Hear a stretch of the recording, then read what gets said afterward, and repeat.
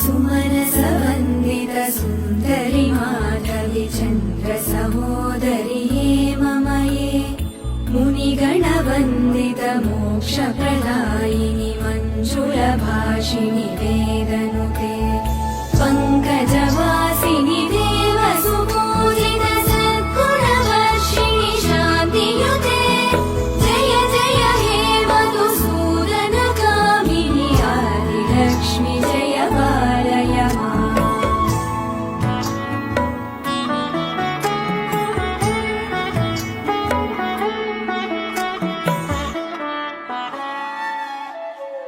अयि कलिकल्मषनाशिनि कामिनि वैदिकरूपिणि वेदमये क्षीरसमुद्भव